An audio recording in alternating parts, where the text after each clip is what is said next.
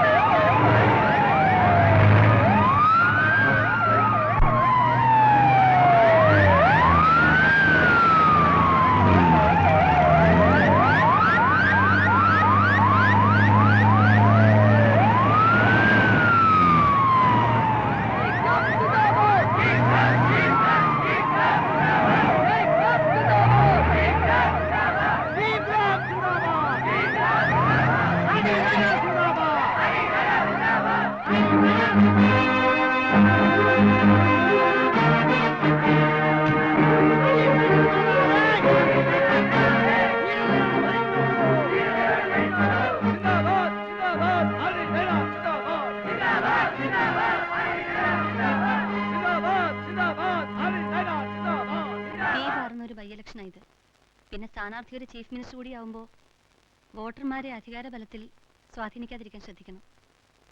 Election ക്യാമ്പയിന്റെ daily report വേണം. വരവ് ചെലവ് സ്റ്റേറ്റ്മെന്റും തരണം. ഞങ്ങളുടെ സ്ഥാനാർത്ഥിക്ക് വാരിക്കോരി ചെലവാക്കാൻ ഖജനാവിൽ പണമൊന്നുമില്ല സാർ. ഇദ്ദേഹം കൊട്ടാരത്തിലല്ല ജനിച്ചത്, കുടില്ല. കല്യാണം കഴിച്ചതുപോലും 5 പൈസ സീനം വാങ്ങിക്കാതെ. ആ പരമനാറി അമ്മായിയച്ഛൻ 5 പൈസ പോലും സീനം തന്നു. ഭാര്യയുടെ ശമ്പളം കൊണ്ടാണ് വീട്ടുചെലവ് നടക്കുന്നത് പോലും. അല്ല സാർ, നമുക്ക് ഇറങ്ങാം. എന്ത് എന്ത്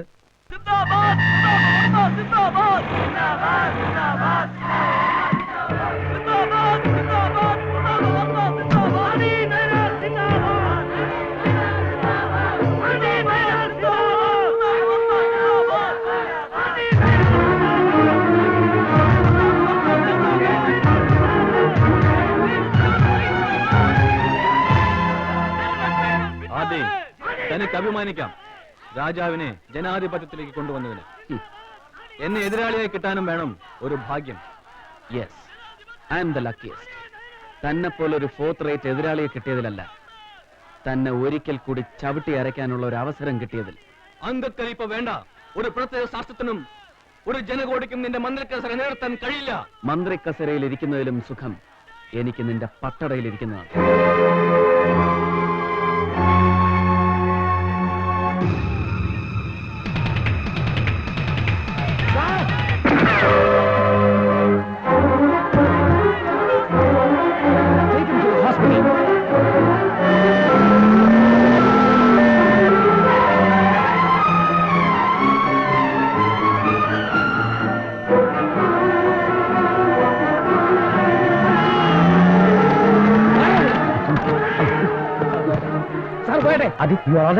I'm all right.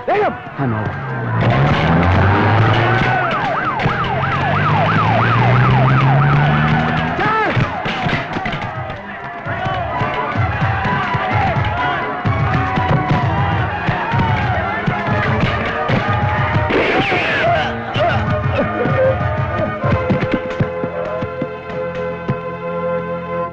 അതിസാഹസികമായി സാറിന്റെ ജീവൻ രക്ഷിച്ചു. അതെന്റെ കടമയാണ് സാർ. ഗുഡ്. പോലീസിൽ തൽക്കാലം നിങ്ങൾക്ക് മുകളിൽ ഒരു കസേര ഇല്ലാത്തതുകൊണ്ട് പ്രൊമോഷൻ തരാൻ നിവൃത്തിയില്ല കേട്ടോ.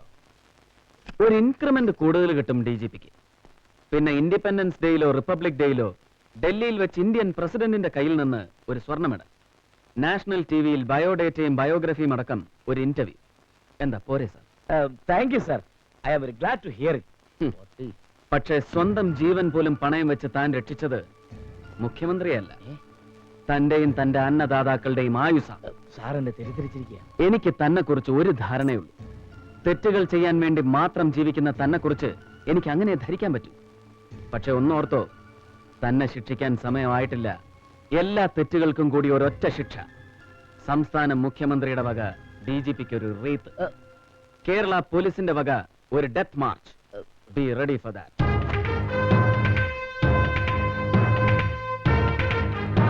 ഒന്നും രണ്ടും രൂപയല്ല നമുക്ക് പോയത്, 5 ലക്ഷം കഷ്ടപ്പെട്ടുണ്ടാക്കിയ കാശ. ഒലക്ക കഷ്ടപ്പെട്ട് കട്ടുണ്ടാക്കിയ കാശെന്ന് പറയടൂ. ഇപ്പൊ രൂപയല്ലേ പോയുള്ളൂ. തന്റെ ആ ബോംബെക്കാരനെ ആ തന്തയിലെ കഴിവുറാമോൻ സർക്കിളിൽ ജീവനോടെ പിടിച്ചിരുന്നെങ്കിൽ എല്ലാം അവന്റെ രൂപം തന്നെ മാറിപ്പോയേനെ. എണ്ണിക്കൊണ്ട് 30 ദിവസം, അതിനുള്ളിൽ അവന്റെ പടയൊരുക്കം അവസാനിപ്പിക്കും ഞാൻ. ജനം വോട്ട് ചെയ്ത് ജയിപ്പിച്ച് അവൻ മുഖ്യമന്ത്രി കസേരയിൽ തുടരില്ല. അതിനുള്ള തന്ത്രം എന്റെ കയ്യിലുണ്ട്. ശത്രുവിന്റെ ആയുസ് ഈശ്വരൻ നീട്ടിക്കൊടുക്കുന്നത് എതിരാൾക്ക് അരിഞ്ഞു വീഴ്ത്താനാണ്. ബുദ്ധി കൊണ്ട് അവൻ വെട്ടുമ്പോ ബുദ്ധി കൊണ്ട് തന്നെ നമ്മൾ തടുക്കണം. എന്നിട്ട് കായബലം കൊണ്ട് വെട്ടണം. ശത്രു സംഹാരമാണ് ക്ഷത്രിയ ധർമ്മം, രാജനീതി. നാളെയാണ് എന്നെ വിസ്തരിക്കുന്നത്. നമ്മളാണ് ഓനെ കൊല്ലാൻ ആളെ വിട്ടതെന്നൊക്കെ ഓനെ അറിയാം. മൂസയ്ക്ക് എന്ത് സംഭവിച്ചാലും രക്ഷിക്കാൻ ഞാനുണ്ട്.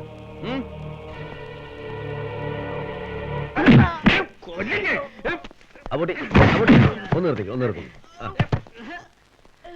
ഇനി നമുക്ക് ബോർഡ് മെമ്പർ എന്ന് സുന്ദരനാക്കാം അല്ലേ? Good boy. മൂസാക്കാരെ കാണാൻ ഇപ്പൊ പുതിയാപ്പിള മാരിയുണ്ട്.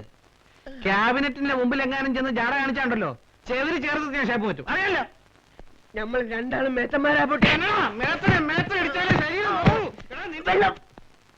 ഒരു തുള്ളി വെള്ളം പോലും കൊടുത്തു പോരുത്. എടോ മൂസ, താനും തന്റെ അവന്മാരൂടെ ചേർന്ന് തല്ലി ഒടിച്ച കാല് പിച്ച വെച്ച് തുടങ്ങിയിട്ടേ ഉള്ളൂ. ഇനി കാര്യങ്ങളൊക്കെ തന്റെയും പൊന്നുതമ്പുരാന്റെയും കണക്കൂട്ടലുകൾക്ക് അപ്പുറത്തായിരിക്കും. അല്ല, ഇനിയും കഴിഞ്ഞില്ലേ മൂസയുടെ വിചാരണ? ഇല്ല, തുടങ്ങിയിട്ടല്ലേ ഉള്ളൂ. എന്തെല്ലാം കിട്ടിയുടെ വായിന്ന്? കിട്ടേണ്ടതൊക്കെ അവന്റെ വായിന്ന് ആദ്യത്തെ ഇടിക്ക് തന്നെ കിട്ടി എന്ന് പറഞ്ഞാൽ അണ്ണാക്കൊണ്ട് കക്കിക്കൊണ്ടിരിക്കുക. എന്തുവാ, പണ്ട് കുടിച്ച ഉമ്മാന്റെ അമ്മിഞ്ഞപ്പാലടക്കം ഇങ്ങ് പവറോണിന്റെ ജീവചരിത്രം വരെ. സൂക്ഷിച്ചോ, കഴുത്തി കുരുക്കാൻ കയറുണ്ടാക്കിക്കൊണ്ടിരിക്കുക. കാരണല്ല, ചങ്ങാതി മൂസ. കഴിഞ്ഞ സർക്കാരിന്റെ നോമിനി എന്ന നിലയ്ക്ക് ഇലക്ട്രിസിറ്റി ബോർഡിൽ മെമ്പറായിരുന്ന കാലത്ത് നിങ്ങൾ നടത്തിയ അഴിമതികളെല്ലാം തന്നെ തെളിഞ്ഞു കഴിഞ്ഞു. ഈ മന്ത്രിസഭയുടെ മുമ്പിൽ എല്ലാം തുറന്നു പറയുന്നതാണ് ഇനി നിങ്ങൾക്ക് നല്ലത്. ആരും രക്ഷിക്കാൻ വരില്ല. മിസ്റ്റർ മൂസ, 281 കോടി രൂപ ചിലവ് വരുന്ന ബോർഡിന്റെ ബ്രഹ്മമണ്ഡലം ഡീസൽ പവർ സ്റ്റേഷന്റെ പണി എവിടെ വരെയായി? ഡീസൽ പവർ സ്റ്റേഷൻ ഇവരൊക്കെ കൂടെ കുഴിച്ചുമൂടി. എന്നാലല്ലേ പ്രൈവറ്റ് സെക്ടറിൽ നിന്ന് കറണ്ട് വാങ്ങുന്ന ഒരു ദുരവസ്ഥയിലേക്ക് ഈ സംസ്ഥാനത്തെ നയിക്കാൻ പറ്റൂ. സാങ്ഷനായ 7 പവർ പ്രോജക്റ്റുകളിൽ 7ഉം പവർ ഓൺ തമ്പുരാന്റെയാണ്, അല്ലെ? കായംകുളം താമതല എന്തായി? അതിനുവേണ്ടി ഫ്രാൻസിൽ നിന്ന് 161 കോടി രൂപയുടെ ഡീസൽ എഞ്ചിനുകളും ജനറേറ്ററുകളും കേരളത്തിൽ വന്ന് കിടപ്പുണ്ട്. എവിടെയാണാവോ ഈ ജനറേറ്ററുകൾ സുഹിച്ചു കിടക്കുന്നത്? കൊച്ചി തുറമുഖത്ത് ഒരു വെളിപ്പറമ്പിൽ ഭദ്രമായിട്ട് ഇറക്കി വെച്ചിട്ടുണ്ട് സാർ. കാറ്റും മഴയും വെയിലും കൊണ്ട് ഈ നാട്ടിലെ ജനങ്ങളുടെ 161 കോടി രൂപ തുരുമ്പെടുക്കാൻ വെച്ചിരിക്കുന്നു എന്ന് പറയടോ.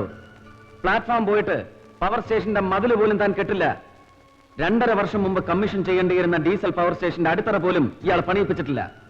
കോൺട്രാക്ട് കൊടുത്തിരിക്കുന്നത് പവർ ഓൺ കൺസ്ട്രക്ഷൻസിന് 175 കോടിക്ക്. 43 കോടി രൂപ വരെ ഓഫർ വെച്ച മറ്റ് കമ്പനികളുടെ ടെൻഡറുകൾ ഇയാളും ഇയാളുടെ സർക്കാരും ചേർന്ന് ചവറ്റുകൊട്ടയിലാക്കി. എസ്റ്റിമേറ്റ് തുകയേക്കാൾ 251% കൂടുതലാണ് പവർ ഓൺ കൂട്ടിയത് തുക. എന്ത് പറയുന്നു മൂസ സാഹിബ്? ഇപ്പോ ഇവർ നടത്തിയ അഴിമതിമലയുടെ അടിവാരം മാത്രമേ സഖാക്കൾ കണ്ടിട്ടുള്ളൂ. ഫ്രാൻസിൽ നിന്ന് ഇറക്കുമതി ചെയ്ത 5 ജനറേറ്ററുകളുടെ പേരിൽ എന്ത് കമ്മീഷൻ കിട്ടി മെമ്പർക്ക്?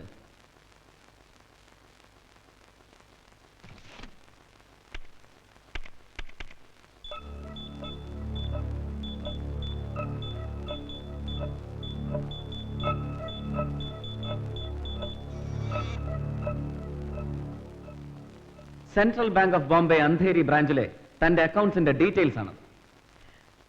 അധികമൊന്നുമില്ല സാർ. ആ ഫ്രഞ്ചുകാരന്മാർ ഇച്ചിരി ഡോളർ തന്നു, നമ്മളത് സന്തോഷമായിട്ട് വാങ്ങി. എല്ലാം കൂടെ നുള്ളി പറക്കി എണ്ണി നോക്കിയപ്പോ വെറും $3 ലക്ഷം. $3 ലക്ഷം.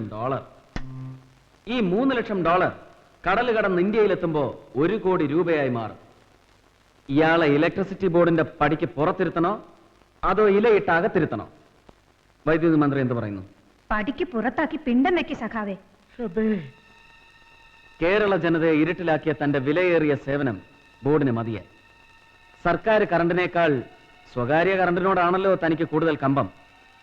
ബോർഡും പവറോണും തമ്മിലുള്ള എല്ലാ കരാറുകളും റദ്ദു ചെയ്യണമെന്ന് ഞാൻ ഈ ക്യാബിനറ്റിനോട് അഭ്യർത്ഥിക്കുന്നു. പവർ ഓൺ അനുമതി വാങ്ങിയിട്ടുള്ള എല്ലാ പവർ സ്റ്റേഷനുകളുടെയും അംഗീകാരം ഈ ക്യാബിനറ്റ് അടിയന്തരമായി പുനഃപരിശോധിക്കുന്നതാണ്. തൽക്കാലം പിരിയാം.